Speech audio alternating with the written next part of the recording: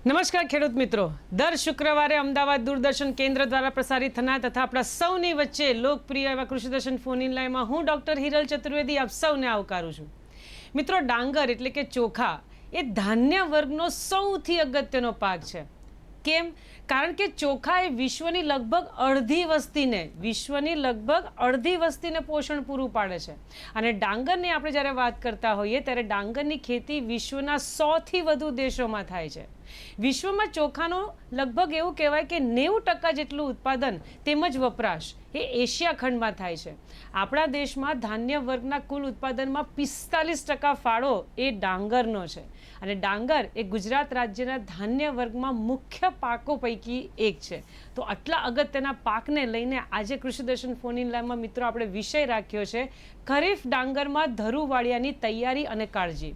ખરીફ ડાંગરમાં ધરુવાળિયાની તૈયારી અને કાળજી અંતર્ગત જો આપને કોઈ પણ મૂંઝવણ હોય અથવા વધારાની માહિતી મેળવવા માંગતા હોય તો અમારા નિષ્ણાંતોને ફોન કરીને પૂછી શકો છો.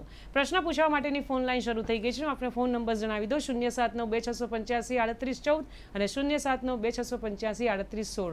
આપ જ્યારે અમારા નિષ્ણાંત સાથે ફોન ઉપર વાત કરો ત્યારે ટીવીનો અવાજ ધીમો કરી દેવા વિનંતી, જેથી કરીને આપણને વાત કરવામાં અથવા માહિતી લેવામાં અગવડતા ના પડે. આજે કૃષિ દર્શન ફોન ઇન લાઈવમાં ખરીફ ડાંગરમાં ધરુવાળિયાની તૈયારીને કાળજી અંતર્ગત વિસ્તૃત માહિતીને માર્ગદર્શન આપવા માટે આપણી સાથે બે નિષ્ણાંતો ઉપસ્થિત છે. સૌપ્રથમ હું પરિચય આપીશ. મારી ડાબી બાજુ બિરાજમાન છે ડૉક્ટર મહેશ બી પરમાર સાહેબ. હું પરમાર સાહેબનો પરિચય આપું. તેઓ સંશોધન વૈજ્ઞાનિક ચોખા, મુખ્ય ચોખા સંશોધન કેન્દ્ર, આણંદ કૃષિ યુનિવર્સિટી નવાગામ ખાતે પોતાની હાલ ફરજ બજાવે છે.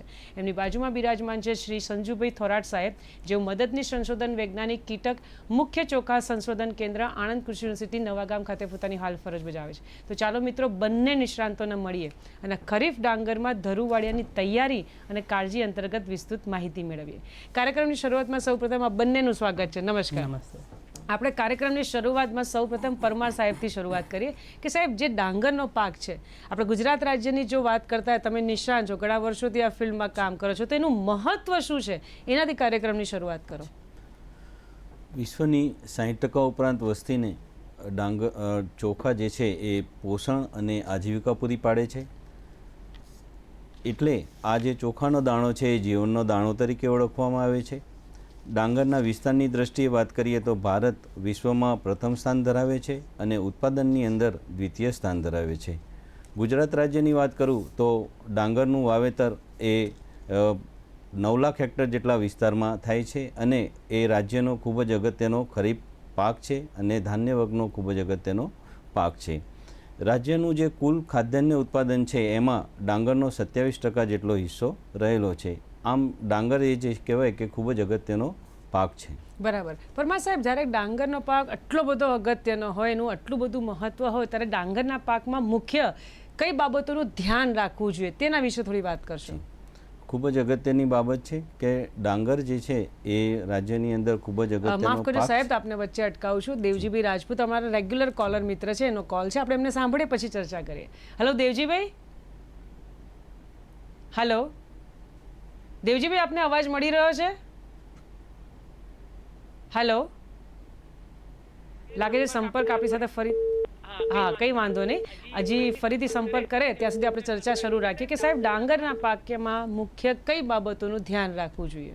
જેમ આપણે વાત કરી કે ડાંગર એ અગત્યનો પાક છે, એ જ રીતે ડાંગરની અંદર પણ જે કહેવાય કે અગત્યની બાબતો જે છે એ ખૂબ જ ધ્યાનમાં રાખવા જેવી છે. જેમ કે જમીનની પસંદગી, બિયારણની પસંદગી, જાતની પસંદગી, ધરુવાળિયાની તૈયારી અને સમયગાળો, રોપણીનો તૈયારી અને સમયગાળો, નીંદણ નિયંત્રણ, પોષણ વ્યવસ્થાપન અને પિયત વ્યવસ્થાપન, અને સાથે સાથે જે કહેવાય કે સંકલિત જીવાત નિયંત્રણ. આ જે છે એ ખૂબ જ અગત્યની બાબતો કે જે ડાંગરના ઉત્પાદન સાથે સાથે જે કહેવાય કે ખેતી ખર્ચ અને આવકમાં જે વધારો કરવાની બાબત છે એમાં આ અગત્યના પાસાઓ છે. બરાબર. દેવજીભાઈ રાજપૂત ફરીથી જોડાઈ ગયા છે, આપણે ફરીથી એમને સાંભળીએ. હેલો. હા બેન, નમસ્કાર. નમસ્કાર દેવજીભાઈ, કૃષિ દર્શન ફોન ઇન લાઈવમાં આપનું સ્વાગત છે. આપનો પ્રશ્ન જણાવો. હા બેન, અમારે બનાસકાંઠામાં રેતાળ જમીનમાં ડાંગરની ખેતી થઈ શકે? રેતાળ જમીન હોય, બનાસકાંઠાનો હોય વિસ્તાર, સાહેબ આપ શું સલાહ આપશો, થઈ શકે કે કેમ? હા પરમાર સાહેબ. ખાસ કરીને આપને જણાવીએ કે ડાંગર જે છે એ એવો પાક છે કે જેને મધ્યમકાળી, ઘોરાડું અથવા તો જે કહેવાય કે કાળી જમીન વધારે અનુકૂળ છે. સાથે સાથે પાણી જે કહેવાય કે જલ્દી નીતરી ના જાય એવો જે વિસ્તાર હોય એમાં ડાંગર જે છે ખૂબ સારી રીતે થઈ શકે છે. એટલે ખાસ કહેવાય કે જે બનાસકાંઠાનો વિસ્તાર છે ત્યાં ડાંગરની શક્યતાઓ ઓછી રહેલી છે. તેમ છતાં જે કહેવાય કે હાલમાં જે ઓરાણ પદ્ધતિથી જે આપણે ડાંગર કરવાની વાત છે તો એમાં જે કહેવાય કે એ જો આપની ગોરાડું જમીન હશે તો ડાંગરનો પાક જે છે એ ઓરાણ પદ્ધતિ પરથી પણ આપ ત્યાં કરી શકશો. બરાબર. હવે કોઈ પણ સંજુભાઈ સાહેબ પાક હોય તો એમાં હંમેશા રોગ જીવાતનો પ્રશ્ન તો સતાવતો હોય જ છે, કારણ કે એટલી બધી મહેનત કરીને જ્યારે આપણે વાવણી કરતા હોઈએ અને પછી આપણને રોગ જીવાત તકલીફ કરે તો એ ના પોસાય. અમારા દર્શક મિત્રોને આપ એ જણાવો કે જ્યારે ડાંગરના ધરુવાડિયાની વાત કરીએ તો એની અંદર જીવાતનું નિયંત્રણ કઈ રીતે કરી શકાય? ડાંગરમાં ખાસ કરીને ધરુવાડિયામાં આપણે જે વાત કરીએ તો એમાં ડાંગરના જે જુદા જુદા જીવાતો છે એમાં ગાભમારાની ઈયળ છે, પાનવાળનારી ઈયળ છે અને ચૂસિયા છે, અલગ અલગ પ્રકારના. એમાં જે ગાભમારાની ઈયળ છે એ ખૂબ મહત્ત્વની છે અને ગાભમારાની ઈયળ જે ધરુવાડિયામાં એ નુકસાન કરતી આપણને જોવા મળે છે. ગાભમારાની ઈયળમાં જે આ ફૂદા પ્રકારની જીવાત છે, એટલે એમાં ફૂદા હોય, ફૂદા ઈંડા મૂકે, ઈંડામાંથી ઈયળ બને, ઈયળમાંથી કોસેટો બને. જે ઈયળ જે સ્ટેજ છે એ નુકસાનકારક હોય છે. તો ધરુવાડિયામાં અમુક વાર ફૂદા જોવા મળે અને ફૂદાની ઈયળ જે છે એ નુકસાન કરતી જોવા મળતી હોય છે. બરાબર. હવે એના નિયંત્રણ માટે આપણે જો પગલાંની વાત કરીએ તો ધરુવાડિયું એક તો સમયસર આપણે નાખી દેવું જોઈએ. જેમ કે આપણે જૂનના પહેલાં અઠવાડિયામાં આપણે નાખવાની ભલામણ કરીએ છીએ. જો જેમ જેમ લેટ કરશું એમ જીવાતનો પ્રશ્ન વધારે રહેશે. એટલે માફ કરો સાહેબ, વચ્ચે અટકાવું છું. અત્યારે દેવગઢ બારિયાથી ભાઈ વાત કરવા માંગે છે, આપણે સાંભળીએ પછી ચર્ચા કરીએ. હેલો. હા, એમ કહું છું અમારા દેવગઢ બારિયા વિસ્તારમાં ખાવા માટેની સારી ડાંગરની કઈ વેરાયટી થઈ શકે? કઈ વેરાયટી વાવી શકાય? પરમા સાહેબ એમનું નામ? હા, ખેડૂત મિત્ર કહી શકો છો આપ. આપનો ખૂબ અગત્યનો પ્રશ્ન છે. દાહોદ અને જે દેવગઢ બારિયા દાહોદ જિલ્લો જે છે એની અંદર પણ જે છે કે ડાંગર મધ્યમ કાળી અને ગોરાડું પ્રકારની અને કાળી જમીન છે, એટલે ડાંગર માટે ખૂબ અનુકૂળ જમીન છે. સાથે સાથે જે કહેવાય કે ત્યાં ડાંગરનો પાક પણ એટલો સારી રીતે થઈ શકે એમ છે. તો ખાસ કરીને જે આપ જો ખાવા માટે ડાંગર કરવા માગતા હોય, મોટે ભાગે દરેક જે ડાંગર ચોખ્ખો વિશ્વની અંદર 90% જે ચોખા જે છે ડાંગર જે છે એ ખાવામાં જ ઉપયોગ થાય છે. તો જે પણ એમાં પણ જે ખાસિયતવાળી જે જાત છે તો GR21 નંબરની જે ગુજરાત રાઈસ 21 વાત્રક જે જાત છે એ આપ વાવેતર માટે જો અપનાવશો તો ખૂબ જ સારી બાબત છે. બરાબર છે. મિત્રો, આપ જોઈ રહ્યા છો કૃષિ દર્શન ફોન ઇન લાઈવ. અત્યારે આપણે વાત કરી રહ્યા છે ખરીફ ડાંગરમાં ધરુવાડિયાની તૈયારી અને કાળજી. અત્યારે સમય થયો છે નાનકડા વિરામનો. મળે વિરામ બાદ.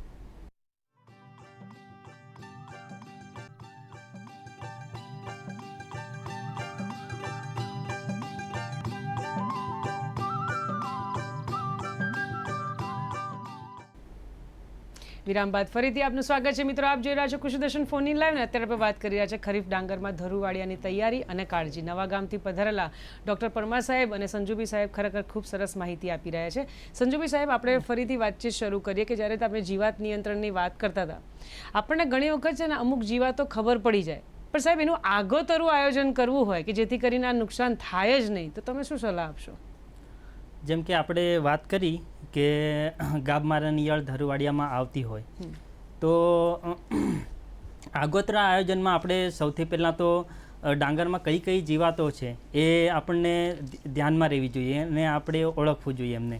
ધારો કે કયા ચૂસ્યા પ્રકારની આવે છે કે ઈયળ પ્રકારની જીવાતો કઈ કઈ આવે છે એને પહેલાં તો આપણે ઓળખવી જોઈએ અને પછી સાવચેતીપૂર્વક એના પગલાં અગાઉથી કયા લેવા, આવ્યા પછી કયા લેવા એ અલગ અલગ જોવા પડે. ધારો કે આપણે ડાંગરની વાત કરીએ તો અગાઉથી પગલાં કયા લેવા એની વાત કરીએ તો ધારો કે સૌથી પહેલાં તો કોઈ પણ જાત હોય એની પસંદગી, કે ધારો કે ગયા વર્ષે આપણે કોઈ બી જાત કરી તો એમાં જીવાત કે રોગનો પ્રશ્ન વધારે આવ્યો તો નેક્સ્ટ યર આપણે જાતની પસંદગી એવી કરવી કે રોગ જીવાત સામે પ્રતિકારક શક્તિ ધરાવતી હોય. અને બીજી વાત પછી એનું જે રોપણી કે વાવણી એનો ટાઈમલી આપણે વાવણી કે રોપણી કરી લેવી જોઈએ, જેથી પાછળની અવસ્થામાં રોગ જીવાતનો પ્રશ્ન જે છે એ ઓછો રહે અથવા નહિવત જોવા મળે. બરાબર. અને ત્રીજી જે વાત છે, આપણે ડાંગરમાં જે ખાતરનું વ્યવસ્થાપન છે, જો આપણે જરૂરિયાત મુજબ અને સમતોલ મુજબ જ ખાતરની આપણે ડાંગરમાં આપીએ અને જો વધારે આપીએ તો એમાં રોગ જીવાતનો પ્રશ્ન એ વધારે રહે અને ડાંગરને જેટલું જરૂર હોય એટલું જ લે, પણ જે વધારે આપીએ તો એમાં ખેતી ખર્ચ પણ વધે અને રોગ જીવાતનો પણ પ્રશ્ન વધારે રહે. એટલે ખાતરનું વ્યવસ્થાપન આપણે સમતોલ અને જેટલું જે ભલામણ કરેલ હોય એ પ્રમાણે જ અલગ અલગ હપ્તામાં આપવું જોઈએ, જેથી ડાંગરને પણ પૂરતું પોષણ મળી રહે.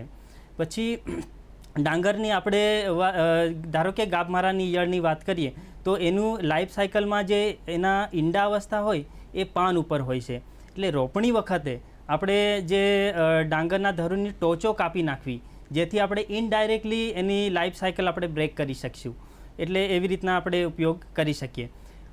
ડાંગરમાં આવતા ધારો કે ગાભમારાની ઈયળ, પાનવાળનારી ઈયળ અને ચૂસ્યા પ્રકારની જીવાતો જે મુખ્ય જે છે એ પ્રકાશ પ્રત્યે વધારે આકર્ષાય છે.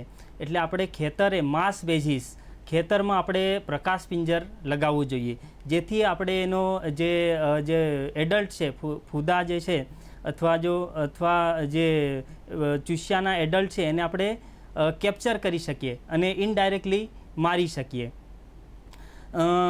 પછી આપણે છેલ્લે એવા તો ઘણા બધા છે, ધારો કે આપણે છેલ્લે બાકી જીવાત ઉપદ્રવ વધારે હોય તો આપણે કેમિકલ તરફ જવું જોઈએ. કેમિકલમાં આપણે ધારો કે ગાભમારાની ઈયળ છે તો અને પાનવાળની ઈયળ માટે જો ઉપદ્રવ વધારે હોય તો ડાંગરમાં રોપણી પછી આશરે આ જીવાતો છે એ 30થી 35 દિવસ પછી એનું શરૂઆત થતી હોય છે. એટલે ડાંગરની રોપણી પછી 35થી 40 દિવસે આપણે દાણાદાર કીટનાશક આપવું જોઈએ.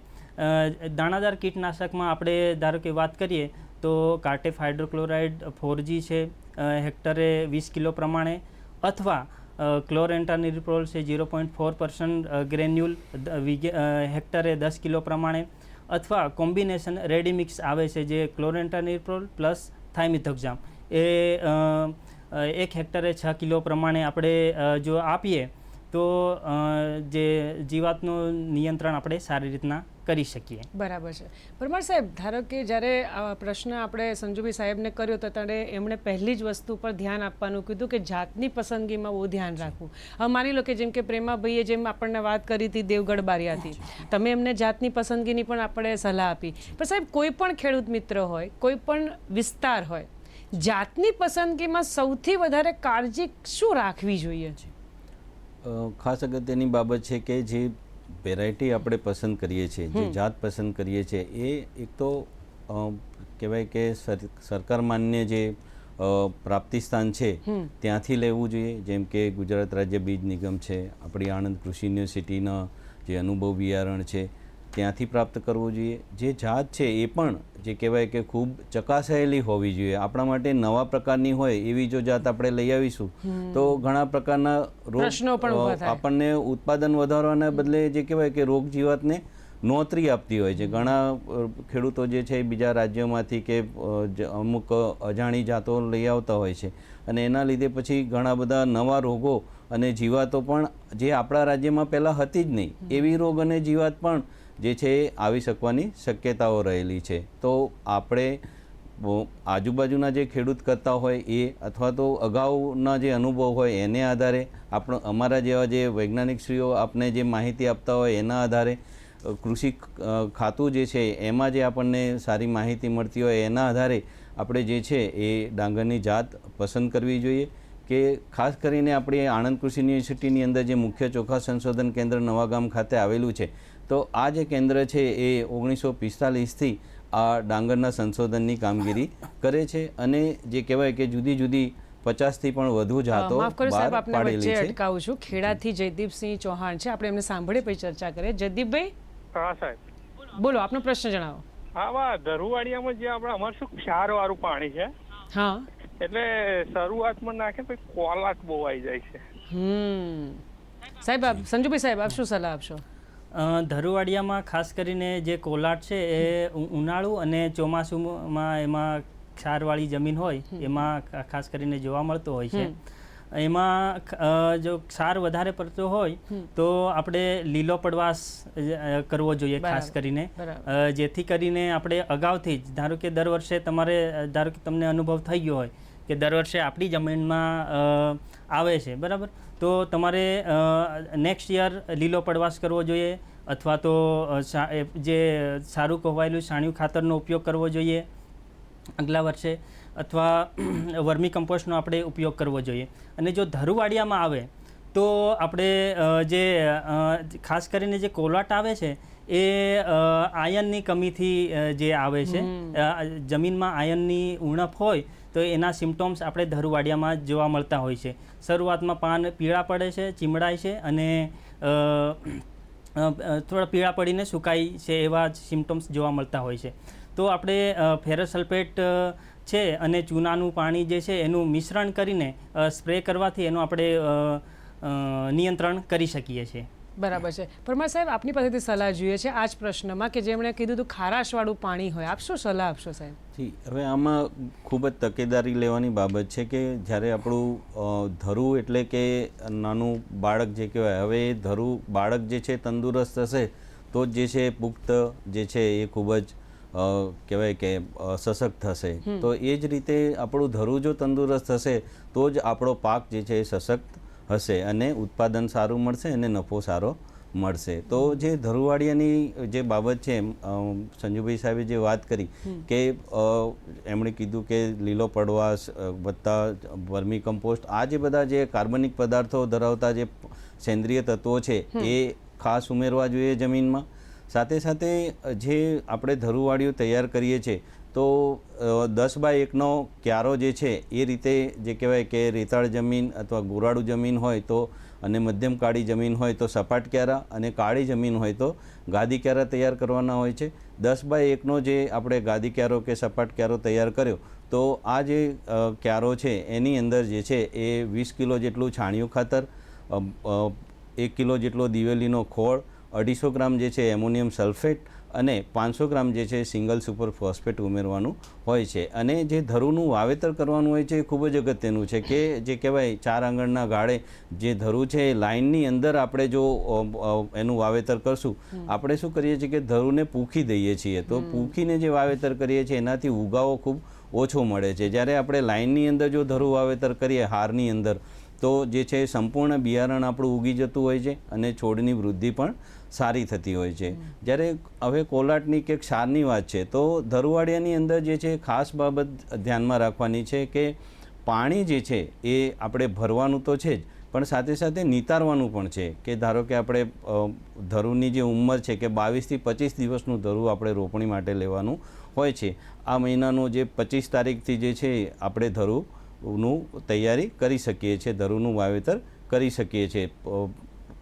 20મી મેથી લઈ અને 15મી જૂન સુધી જે છે ધરું જો નાખવામાં આવે તો એ ઉત્તમ સમયગાળો છે.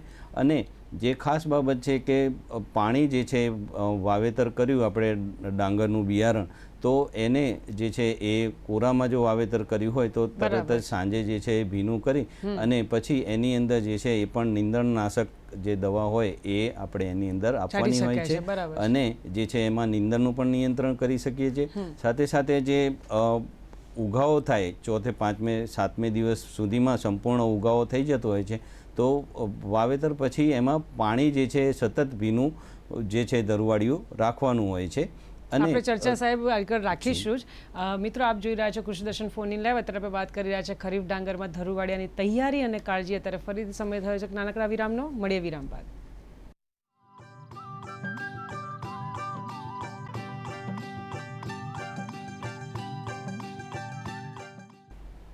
વિરામ બાદ ફરીથી આપનું સ્વાગત છે મિત્રો. આપ જોઈ રહ્યા છો કૃષિ દર્શન ફોન ઇન લાઈવ. અત્યારે આપણે વાત કરી રહ્યા છે ખરીફ ડાંગરમાં ધરુવાડિયાની તૈયારી અને કાળજી. અત્યારે બાલાસિનોરથી ઇલિયાસભાઈ આપણી સાથે જોડાઈ ગયા છે. હેલો ઇલિયાસભાઈ. હેલો. હા, નમસ્કાર સર. નમસ્કાર ઇલિયાસભાઈ, આપનો પ્રશ્ન જણાવો. મારો પ્રશ્ન છે, મારા વાડામાં લીંબોડી છે, લીંબોડીનો વિકાસ થતો નથી અને આવે છે એટલે પછી સુકાઈ જાય છે સર. ગોળ મારતા એવો સુધારો નથી. કેટલા સમયથી આ પ્રશ્ન તમને સતાવે છે ઇલિયાસભાઈ?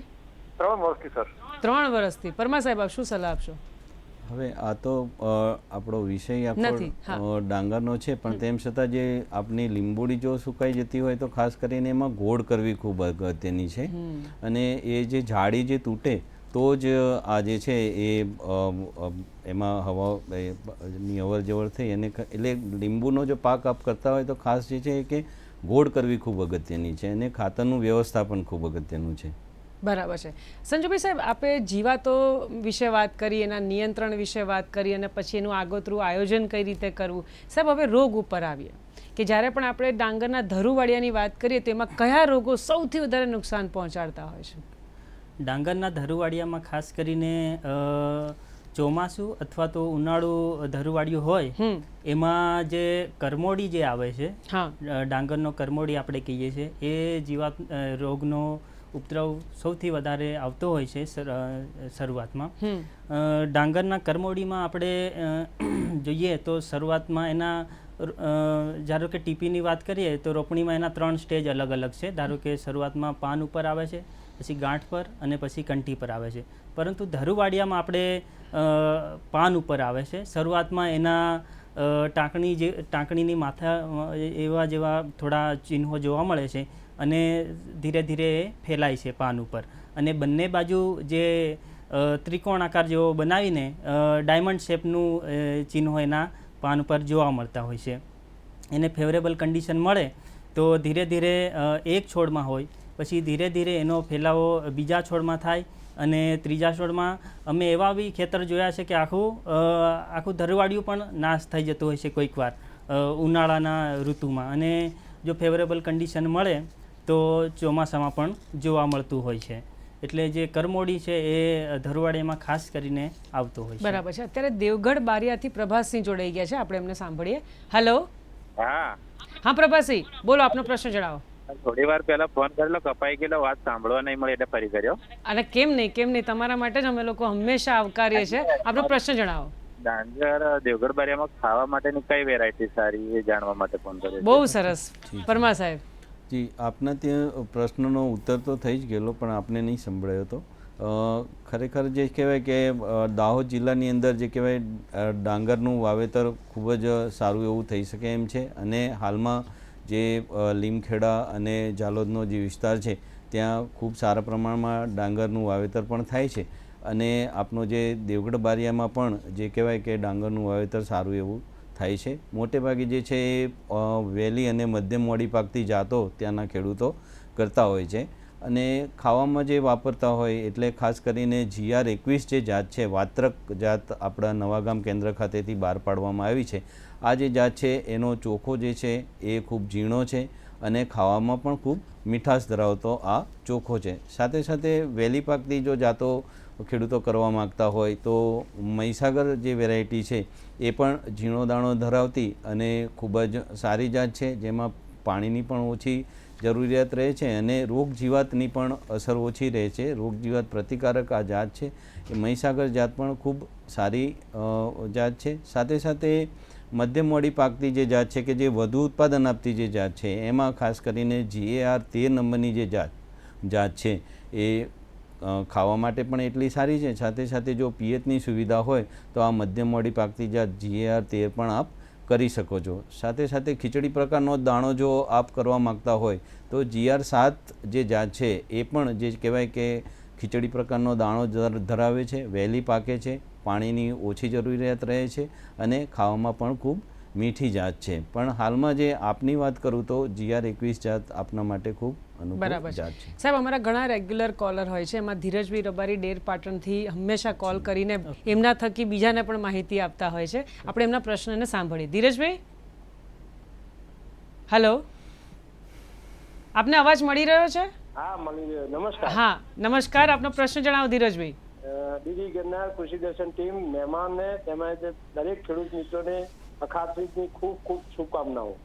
આપને પણ અખાત્રીજની ખૂબ શુભકામના. ધીરજભાઈ, આપનો પ્રશ્ન જણાવો. પ્રશ્ન મારો એ છે કે ખરીફ પાકમાં ડાંગરનું જરૂરવાળ્યું, તો આ વિશે ઓર્ગેનિક રીતે ડાંગરનું જરૂરવાળ્યું કરવું હોય તો વિશેષ માહિતી સાહેબ આપશે.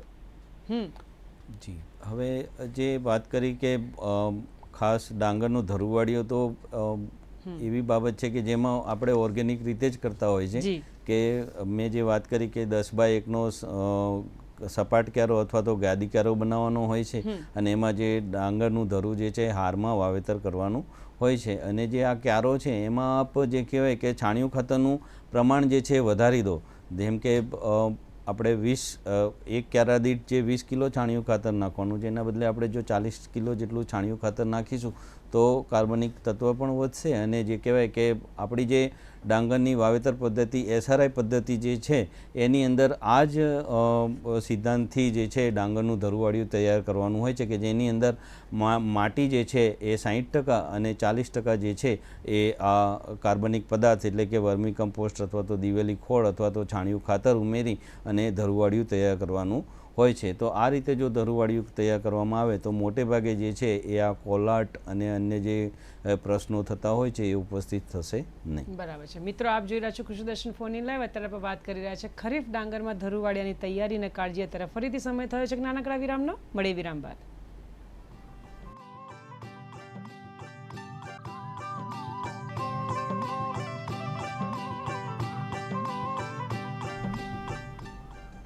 નમસ્કાર દર્શક મિત્રો, ફરીથી આપનું સ્વાગત છે કૃષિ દર્શન ફોન ઇન લાઈવમાં. અત્યારે આપણે વાત કરી રહ્યા છે ખરીફ ડાંગરમાં ધરુવાડિયાની તૈયારી અને કાળજી. અત્યારે ધર્મેશભાઈ જોડાઈ ગયા છે બારેજાથી. આપણે એમને સાંભળીએ, એમના પ્રશ્ન થકી આપણે બધા જ એના પાસેથી માહિતી મેળવીએ. ધર્મેશભાઈ, હેલો.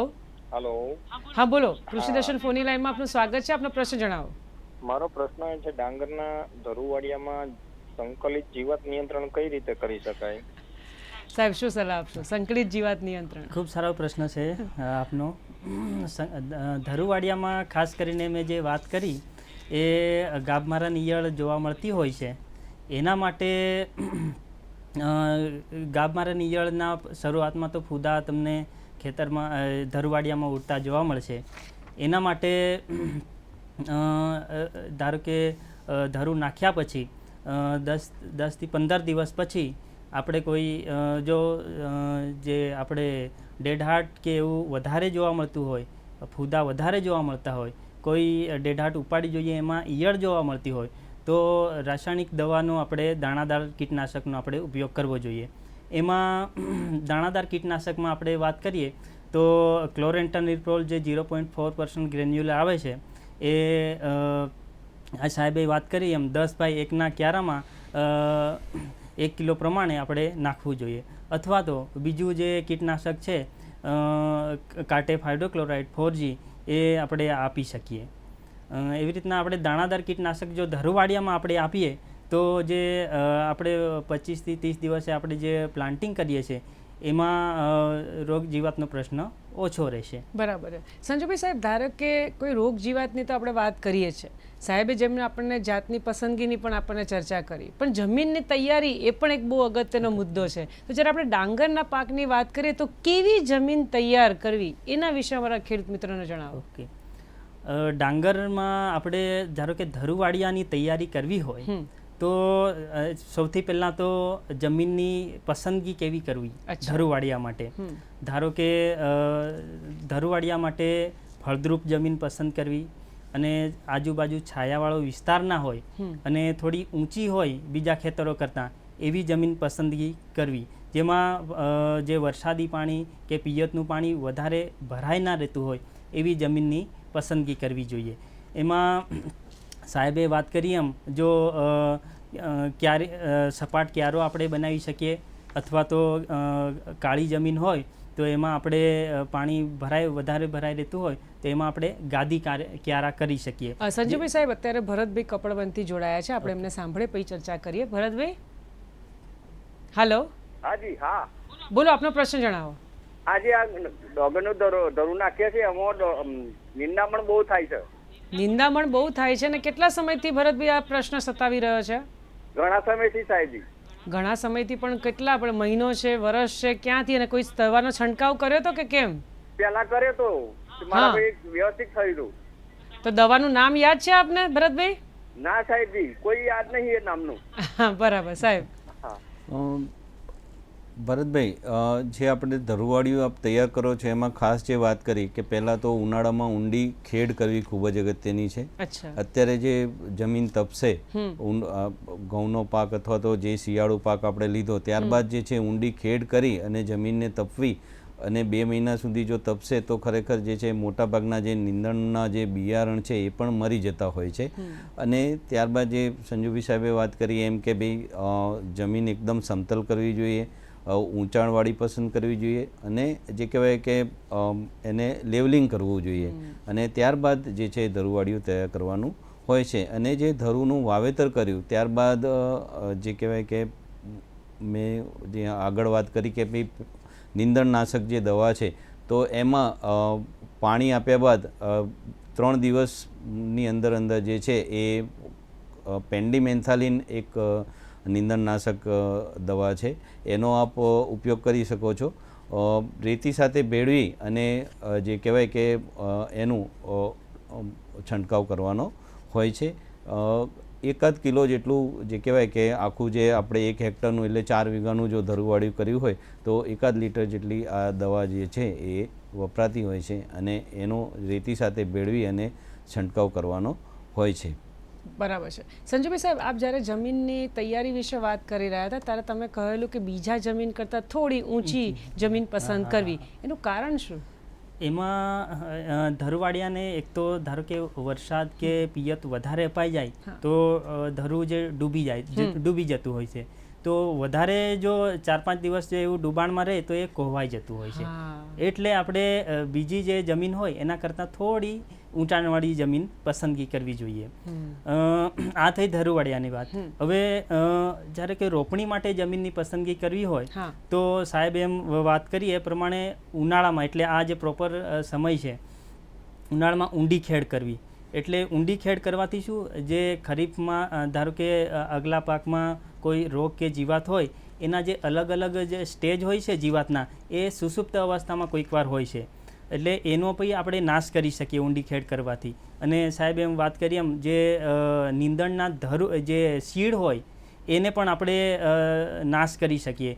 જો ઊંડી ખેડ કરીએ તો સૂર્યપ્રકાશના તાપના કારણે અને કોઈક અંદર દબાઈ જતા હોય એનાથી આપણે રોગ જીવાતના અલગ અલગ સ્ટેજો અથવા અને નીંદણના અલગ અલગ જે છે બિયારણ એનો આપણે નાશ કરી શકીએ. એટલે ઊંડી ખેડ ઉનાળામાં કરવી. પછી એનો જે કોમ્પ્યુટરાઇઝ પાવડો હોય એનાથી સમતલ જમીન કરવી, જેથી જે આપણે રોપણી કરીએ ત્યારે એમાં પાણીનો વેસ્ટેજ ઓછો થાય અને આપણે ઓછા પાણી આપણે આખા ખેતરમાં ફરી વળે. જો લેવલિંગ કરેલું ના હોય તો એક જગ્યાએ પાણી વધારે જશે ને એક જગ્યાએ ઓછું જશે. એટલે આપણે લેવલિંગ કરીએ તો એ પાણીનો બચાવ કરી શકીએ અને સમયનો એ બચાવ કરી શકીએ અને મજૂરી ખર્ચ બી આપણે ઘટાડી શકીએ. આમ જોવા જઈએ તો બધી નાની નાની વસ્તુઓ છે, બાબતો છે, પણ કેટલી બધી અગત્યની વસ્તુઓ છે. બરાબર. પરમાર સાહેબ, હવે ધારો કે સાહેબે જેમ વાવણી ને રોપણીની વાત કરી ને એટલે મને મનમાં એક પ્રશ્ન ઉદ્ભવ્યો પરમાર સાહેબ કે ધારો કે આપણે ડાંગરની વાવણી અને રોપણી એનો યોગ્ય સમય કયો છે? ખૂબ અગત્યની બાબત છે. ડાંગરની ખેતીમાં આ જે બાબત છે ખૂબ જ અગત્યની છે.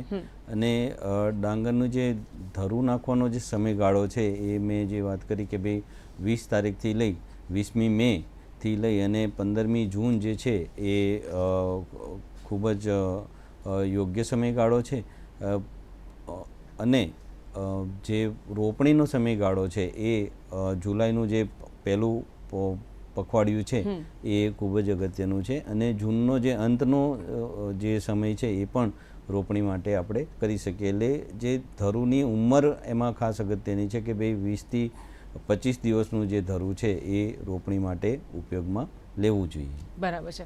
સાહેબ, હવે મોટાભાગે શું થતું હોય કે કોઈ પણ અમારા જે આ ખેડૂત મિત્રો છે ખૂબ મહેનત કરીને જ્યારે કોઈ પણ પાકની વાવણી કરતા હોય, રોપણી કરતા હોય કે ભાઈ વધારેમાં વધારે ઉત્પાદન મળે, બરાબર, પરંતુ આ ખેતી ખર્ચ છે એ ઘણી વખત બહુ અમને સતાવતો પ્રશ્ન હોય. તો પરમાર સાહેબ, આપની પાસેથી એ જાણવું છે કે ડાંગરમાં ખેતી ખર્ચ ઘટાડવો હોય તો અમારા ખેડૂત મિત્રોએ શું કરવું જોઈએ?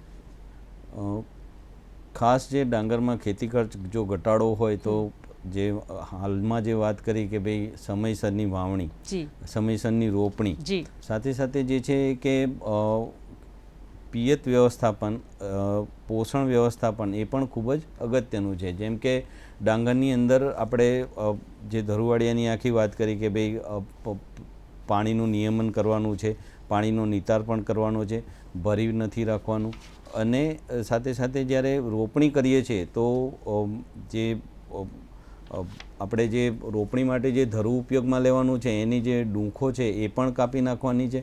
સાથે સાથે જ્યારે આપણે રોપણી માટે ધરું ઉપયોગ કરતા હોય એની અઠવાડિયા અગાઉ જે છે નીંદણના જીવાતનાશક જે દવા છે એ આપવાની હોય છે કે જેનાથી આગામી 40 દિવસ સુધી કોઈપણ પ્રકારની રોપણીવાળા ખેતરની અંદર જીવાત ઉદ્ભવતી નથી. તો આ ખૂબ જ અગત્યની બાબત છે. નહીંતર તો પછી આપણે જ્યારે રોપણી કરી તરત જ જે છે રોગ જીવાત નિયંત્રણના પગલાં શરૂ કરવા પડતા હોય છે. રોપણી કર્યાના જે 4 દિવસ છે ત્યારે જે રોપણી કરવાની હોય તો ગાવલ કરેલું જે ખેતર છે એમાં પાણી જે છે એ નિતારીને રોપણી કરવાની હોય છે. અને જે છોડનો જે સંખ્યા છે હેક્ટર દીઠ એ પણ ખૂબ જ અગત્યની છે કે રોપણીની અંદર જે છે એ 1 ચોરસ મીટર જે વિસ્તાર હોય એની અંદર 33 જેટલા છોડ આવવા જોઈએ ડાંગરની અંદર, અને આ ખૂબ જ અગત્યની બાબત છે. તો એક આ બાબતનું ખાસ કાળજી લેવી જોઈએ. સાથે સાથે જે યોગ્ય અંતર જે છે કે ભાઈ 20x15ના ગાળે અથવા તો હાર પદ્ધતિથી જો રોપણી કરવામાં આવે તો પણ ડાંગરનું જે ઉત્પાદન છે એ દોઢું મળતું હોય છે. સાથે સાથે જે રોપણી કર્યા બાદ 4 દિવસ સુધી જે છે એ જમીનમાંથી પાણી નિતારવાનું હોય છે, અને જે છે ત્યારબાદ જે છે એ ફૂટ અવસ્થા શરૂ હોય ત્યાં સુધી જે છે 2 સેન્ટીમીટરથી વધારે પાણી ભરવાનું છે નહીં. જ્યાં સુધી ફૂલ અવસ્થા છે ત્યાં સુધી જે છે 2 સેન્ટીમીટર જેટલું જ પાણીનું સ્તર રાખી અને ડાંગરનો પાક લેવાનો હોય છે.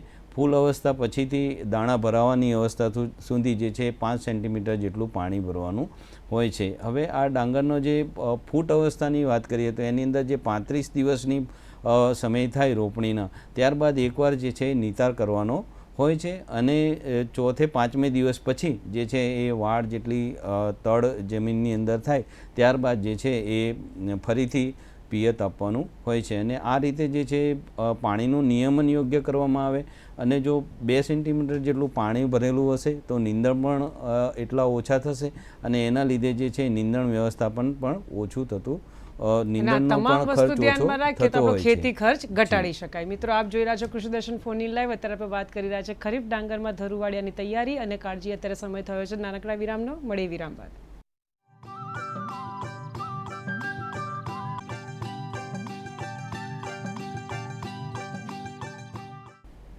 વિરામ બાદ ફરીથી આપનું સ્વાગત છે. મિત્રો, આપ જોઈ રહ્યા છો કૃષિ દર્શન ફોન ઇન લાઈવ, અને અત્યારે આપણે વાત કરી રહ્યા છે ખરીફ ડાંગરમાં ધરુવાડીની તૈયારી અને કાળજી. નવા ગામથી પધારેલા ડૉક્ટર મહેશભાઈ સાહેબ અને સંજુભાઈ સાહેબ ખરેખર ખૂબ સરસ માહિતી આપી રહ્યા છે. સાહેબ, જ્યારે ડાંગરના પાકમાં આપણે ધરુવાડિયાના રોગ જીવાતની વાત કરી, પણ ડાંગરના પાકમાં જે જીવાતો છે જે મુખ્યત્વે અમને સતાવતી હોય છે એના વિશે માહિતી આપો, ને એના નિયંત્રણ માટે શું કરી શકાય? આપણે જે વાત કરીએ એમ ડાંગરના ધરુવાડિયાની વાત કરીએ. હવે રોપણી કર્યા પછી મેં જે વાત કરી એમ તો અલગ અલગ ઘણી આખા આપણે ભારતની વાત કરીએ તો 100 કરતાં વધારે અલગ અલગ જીવાતો નોંધાયેલી છે. પરંતુ આપણે અહીંયા ગુજરાત રાજ્યમાં ખાસ કરીને મુખ્ય જીવાતોની વાત કરીએ તો ગાભમારાની ઈયળ, પાનવાળના ઈયળ, ડાંગરના ચૂસિયા, અને અમુક જગ્યાએ પાનની કથીરી જોવા મળે છે. અને જે ચૂસિયા અને અમુક જગ્યાએ જે છે લશ્કરી ઈયળનો પ્રશ્ન પણ ઉદ્ભવતો હોય છે. એમાં જે ગાભમારાની ઈયળ જે છે એ ખૂબ મહત્ત્વની છે, કેમ કે એનાથી આર્થિક નુકસાન વધારે પ્રમાણમાં થાય છે. ગાભમારાની ઈયળ રોપણી પછી મેં જે વાત કરી એમ 30 થી 35 દિવસ પછી એના ફૂદા આપણને ખેતરમાં જોવા મળતા હોય છે. ફૂદામાંથી જે ઈંડામાંથી જે ઈયળ નીકળે, ઈયળ નુકસાનકારક હોય છે. શરૂઆતમાં ડાંગરના 2-3 સ્ટેજો છે. એમાં જો જે ફૂલ આવે એના પહેલાં અને ફૂલ પછી જો ગાભમારાના ઈયળ જે છે એ ફૂલ આવ્યા પહેલાં આવે તો એમાં જે છે એમાં ગાભમારાની ઈયળનું શું છે, શરૂઆતમાં એના ઈંડા અવસ્થા એ પાન ઉપર હોય અને એમાંથી નાની પાતળી ઈયળ નીકળે, એ થડમાં ખાય છે. તો થડમાં ખાઈ જે વચ્ચેનો પીલો હોય એ ખાય છે. એટલે એ વચ્ચેનો પીલો ખાય એટલે થોડા સમય પછી એ સુકાયેલો આપણને યલો કલરનો જોવા મળતો હોય. એને આપણે ખેંચીએ તો કોઈકવાર હગાર અથવા તો ઈયળ પણ જોવા મળતી હોય છે. એ ફૂલ આવ્યા પહેલાં, અને ફૂલ આવ્યા પછી પણ ગાભમારાની ઈયળ આવતી હોય તો વચ્ચેનો જે ભાગ એ ખાય એટલે સફેદ પીછી થઈ જાય છે, દાણા પોચા રહી જાય છે. એટલે એને આપણે ખેંચીએ તો કોઈકવાર ઈયળ જોવા મળે છે અથવા કોઈકવાર હગાર પણ જોવા મળતી હોય છે. એટલે આ જે છે ગાભમારાની ઈયળનું આવી રીતે નુકસાન થતું હોય છે. પછી બીજી છે પાનવાળનાર ઈયળ. પાનવાળનાર ઈયળની અલગ અલગ સ્પીસીસો છે. એમાં આપણે અહીંયા જે નેફેલોક્રોસિસ નામની સ્પીસીસ નુકસાન કરતી જોવા મળેલી છે. ગાભમારાની ઈયળ પાન ડાંગરના સાહેબ અમરેલીથી ડાયાભાઈ વાત કરવા માંગે છે, આપણે એમને સાંભળી લઈએ. હેલો ડાયાભાઈ. હાલો, નમસ્તે મેડમ. નમસ્કાર, પૂછો આપનો પ્રશ્ન શું છે? મારે પૂછવાનું એવું કે આ વર્ષે ઘઉંમાં ગાભમારાની ઈયળ આવી. અચ્છા, ઈયળ ડાંગરને અને ઘઉંની ઈયળ ગાભમારાને બેને લાગુ પડે કેમ? એક તો સરખી હોય કે કેમ એને માટે? ખૂબ સરસ વાત કરી ડાયાભાઈ આપે. સાહેબ એટલે શું એના કહેશો? માટેના ઉપાય અને નિદાન બે વસ્તુ ચોક્કસથી સાહેબનું માર્ગદર્શન લઈએ આપણે. ખૂબ સરસ પ્રશ્ન છે ડાયાભાઈ તમારો. ખાસ કરીને આપણે ઘઉંમાં જે સ્પીસીસ અલગ હોય છે એમાં સેસ્બાનિયા સ્પીસીસ હોય છે. એના ફૂદા અને આખી લાઈફ સાયકલ જ થોડી ડિફરન્ટ હોય છે. અને કોઈકવાર એના હોસ્ટમાં ડાંગરમાં એ કોઈકવાર એ સ્પીસીસ જોવા મળતી હોય છે. પણ જે સેસ્બાનિયા સ્પીસીસ છે એ ઘઉંમાં નુકસાન કરતી જોવા મળે છે. એ થડમાં શરૂઆતમાં નુકસાન કરે છે.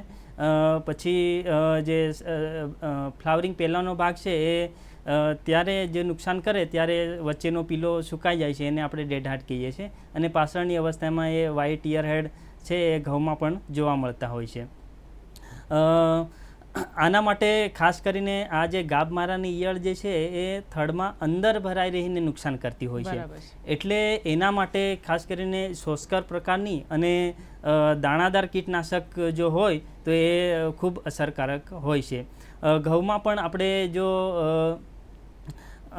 ધારો કે સંકલિત વ્યવસ્થાપનની આપણે વાત કરીએ તો આપણે ટાઈમલી એક તો પ્લાન્ટિંગ કરી દેવું પડે. અને આ જે જીવાત છે એના જે ફૂદા છે એ પ્રકાશ પ્રત્યે આકર્ષાય છે. એટલે મેં અગાઉ જે વાત કરી એ પ્રમાણે માસ બેઝિસ પર આખા ગ્રુપમાં એક પ્રકાશ પ્રિંજર આપણે લગાવીએ તો આ જે ફૂદા છે એનો આપણે કંટ્રોલ કરી શકીએ. બરાબર સાહેબ, અત્યારે સુરેન્દ્રનગરથી એક કોલ છે, એમને સાંભળી લઈએ, ક્યારની રાહ જોઈ રહ્યા છે. હેલો હેલો હેલો, આપને અવાજ સાંભળી રહ્યો છે ને? હાજી. હા રફીકભાઈ, આપનો જિલ્લો સુરેન્દ્રનગર જિલ્લામાં દસાડા તાલુકામાં કચ્છના રણની બાજુમાં ચિકાસ પાસે ડાંગર વાવી શકાય? ડાંગર વાવી શકાય કે કેમ? સુરેન્દ્રનગરનો કોઈ વિસ્તાર હોય સાહેબ તો આપ શું સલાહ આપશો?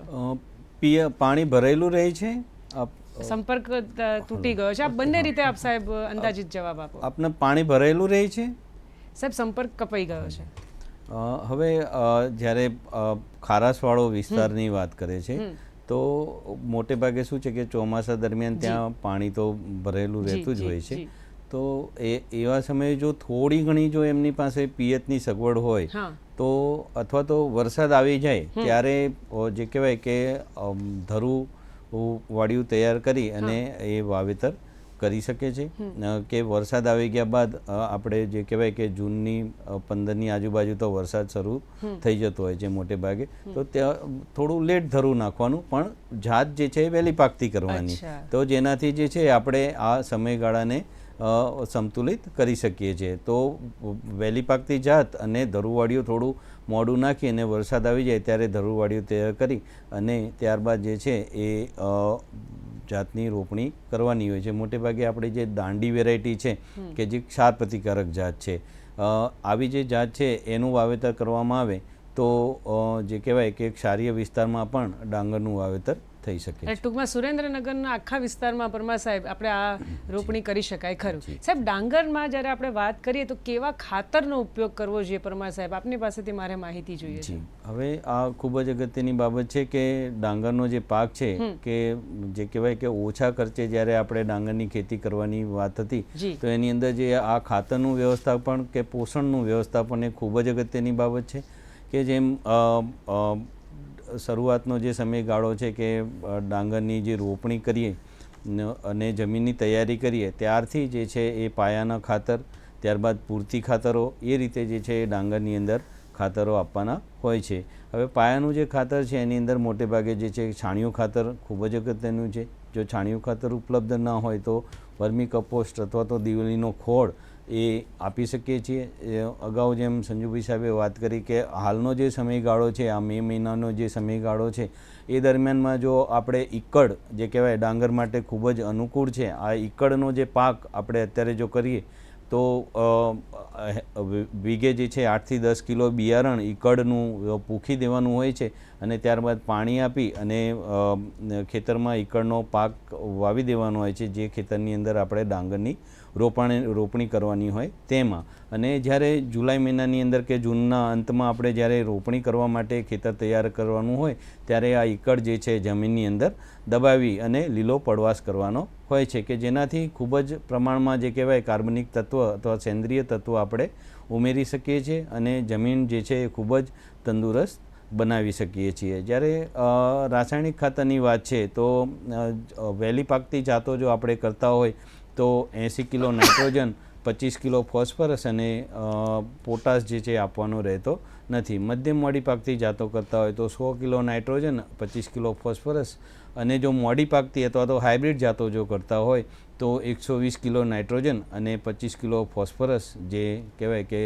જમીનની અંદર ઉમેરવાનો હોય છે. હવે આમાં ખાસ જે ધ્યાનમાં રાખવાની બાબત છે કે પાયામાં જે ખાતર આપવાની બાબત છે તો 40% જે ખાતર છે એ પાયામાં આપવાનું હોય છે, નાઇટ્રોજનનો જે જથ્થો, ફોસ્ફરસનો જે છે એ 100% જથ્થો જે છે એ પાયામાં આપવાનો હોય છે. સાથે સાથે ઝીંક સલ્ફેટ જે છે એ પણ ડાંગર માટે અગત્યનું છે તો 25 કિલો જેટલું ઝીંક સલ્ફેટ જે છે એ પણ જ્યારે આપણે ઘાવલ માટે જમીન તૈયાર કરીએ છીએ ત્યારે પાયાની અંદર આપવાનું હોય છે, એટલે કે જમીનની અંદર દબાવવાનું હોય છે. ત્યારબાદ જે છે એ 30 થી 40 દિવસ બાદ જે છે એ ફૂટ અવસ્થાએ 40% નાઇટ્રોજન જે છે આપવાનો હોય છે અને ત્યારબાદ જ્યારે 71 દિવસનો જે પાક થવા આવે કે જ્યારે ડાંગરના પાકની અંદર ગાભની શરૂઆત થતી હોય છે, એટલે કે જીવ પડવાની શરૂઆત થતી હોય છે, તે સમયે જે છે એ 20% જે નાઇટ્રોજન બાકી રહ્યો એ આપવાનો હોય છે. ફૂલ અવસ્થા બાદ કોઈપણ પ્રકારનો જે છે નાઇટ્રોજન નો છંટકાવ કે નાઇટ્રોજન ખાતર આપવાનું રહેતું નથી. હવે આમાં જે ખાસ અગત્યની બાબત છે, ખેડૂત મિત્રોએ જે કાળજી લેવાની બાબત છે કે વીઘા દીઠ જે છે એ યુરિયાનો જે વપરાશ છે એ ડાંગરની અંદર વહેલી પાકતી જાતોમાં હું વીઘા દીઠ વાત કરું છું તો 40 કિલો જેટલો જ છે.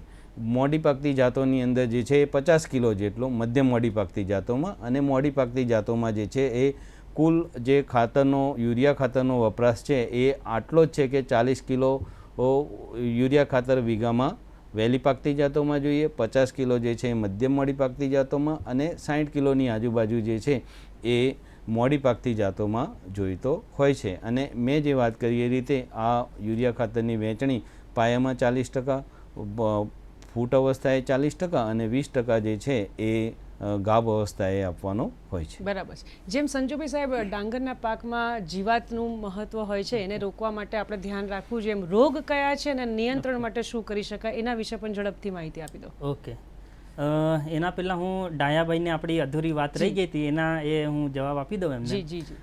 જે ઘઉંમાં એમને વાત કરી હતી કે ગાભમારાની ઈયળ, એના માટે જે દાણાદાર આપણે ડાંગરમાં જે વાપરીએ છીએ એ જ દાણાદાર કીટનાશક આપણે ઘઉંમાં પણ વાપરી શકીએ. જેવા કે અમે વાત કરી કે ક્લોરેન્ટ્રાનિપ્રોલ છે 0.4%, એ આપણે ડોઝ પણ એટલો જ છે કે 1 હેક્ટરે 10 કિલો પ્રમાણે, અથવા કાર્ટેપ હાઇડ્રોક્લોરાઇડ 4% ગ્રેન્યુલ જે 20 કિલો પ્રમાણે, અથવા તો જે કોમ્બિનેશન આવે છે ક્લોરેન્ટ્રાનિપ્રોલ પ્લસ થાઇમેથોક્ઝામ, એનો આપણે ઉપયોગ કરી શકીએ. એ કરીશું તો એનું ગાભમારાની ઈયળનો આપણે ઉપદ્રવ ઓછો આમ તો કરી એવું છે શકીશું. સાહેબ કે આ વિષય એવો છે કે આપણે જેટલી ચર્ચા કરીએ એટલું ઓછું છે, સમયની મર્યાદા છે. પણ મારે પરમાર સાહેબ આપની પાસેથી થોડો સંદેશો જોઈ આપ આપવા માંગતા હોય અમારા ખેડૂત મિત્રોને આ ડાંગરના પાકને લઈને તો ચોક્કસથી આપજો. જી, હાલમાં જે ડાંગરનું બિયારણનું જે પ્રાપ્તિ બાબતની બાબત છે એ ખૂબ જ અગત્યની છે. સમયસર જે છે બિયારણ પ્રાપ્તિ ડાંગરના પાક માટે ખૂબ જ અગત્યની છે. જેટલું સમયસર આપણે બિયારણ મેળવી લીધું હશે એટલી જ આપણી સમયસરની વાવણી અને રોપણી થશે. હાલમાં જે છે રાજ્ય સરકારશ્રીના મોટાભાગના જે બિયારણ પ્રાપ્તિ સ્થાનો છે ત્યાં સાથે સાથે આપણી આણંદ કૃષિ યુનિવર્સિટીમાં પણ જે બિયારણનું રજિસ્ટ્રેશન આણંદ કૃષિ યુનિવર્સિટીની વેબસાઇટ તથા અમારા નવાગામ, સણસોલી, આણંદ અને ડભોઈ તથા અરણેજ આ તમામ કેન્દ્રો ખાતે, ઠાસરા કેન્દ્ર, આ તમામ કેન્દ્રો ખાતે જે છે એ ડાંગરનું બિયારણ પણ ઉપલબ્ધ છે. તો આપ વેળાસર જે છે એ આ બિયારણ મેળવી અને ડાંગરની જે છે એ સમયસર વાવણી અને રોપણી કરશો તેવી આશા છે. સાથે સાથે આણંદ કૃષિ યુનિવર્સિટી અને અન્ય જે સરકારશ્રીના સંસ્થાઓ છે ત્યાં અનુભવ જે જૈવિક પ્રવાહી ઉપલબ્ધ છે. આ જૈવિક પ્રવાહી પણ એટલું જ અગત્યનું છે ડાંગરના પાક માટે. તો એની પણ જે છે ધરુને જે માવજત આપવામાં આવે, બિયારણને પણ માવજત આપવામાં આવે. સાથે સાથે જે રોપણી માટે આપણે ધરુ ઉપયોગ કરીએ છીએ એ પણ એમાં પણ જો જૈવિક ખાતરમાં જે ધરુના મૂળ ડૂબાડી અને પછી રોપણી કરવામાં આવશે તો આપણે જે છે એ રાસાયણિક ખાતરનો ખર્ચ પણ બચાવી શકશું અને જે કહેવાય કે કાર્બનિક પદાર્થ બરાબર છે અને ઉત્પાદન પણ આપણે વધારે મેળવી શકીએ. મેં કહ્યું એમ સાહેબ આ વિષય એટલો બધો વિસ્તાર છે કે આપણે જેટલી વાત કરીએ એટલું જ સમયની મર્યાદા છે, આપણે અટકવું પડશે. પરંતુ ડૉક્ટર મહેશભાઈ સાહેબ અને સંજુભાઈ સાહેબ આપ આણંદ કૃષિ યુનિવર્સિટીથી અહીંયા પધાર્યા અને અમારા ખેડૂત મિત્રોને ખરીફ ડાંગરમાં ધરુવાડિયાની તૈયારી અને કાળજી અંતર્ગત માહિતી આપી તે બદલ અમદાવાદ દૂરદર્શન કેન્દ્ર વતી તથા અમારા તમામ ખેડૂત મિત્રો વતી હું આ બંનેનો ખૂબ ખૂબ આભાર માનું છું. નમસ્કાર મિત્રો. આજે કૃષિ દર્શન ફોન ઇન લાઈવમાં ડૉક્ટર મહેશભાઈ પરમાર સાહેબ અને સંજુભાઈ થોરાટ સાહેબ પાસેથી ખરીફ ડાંગરમાં ધરુવાડિયાની તૈયારી અને કાળજી અંતર્ગત માહિતી મેળવેલી માહિતીનો ભરપૂર ઉપયોગ કરીને સફળતા મેળવો તેવી શુભેચ્છા. ઝડપથી આવતા શુક્રવારના વિષય અંતર્ગત અમે આપને માહિતગાર કરી દઈએ. આવતા શુક્રવારે તારીખ 17/5/2024ના રોજ જે વિષય અંતર્ગત તમે અમારા નિષ્ણાતોને પ્રશ્ન પૂછી શકશો એ વિષય છે આદર્શ પશુપાલન. કૃષિ દર્શન ફોન ઇન લાઈવ અહીં સમાપ્ત કરે છે. ફરી મળીશું એક નવા વિષય સાથે. ત્યાં સુધી રજા આપશો. નમસ્કાર.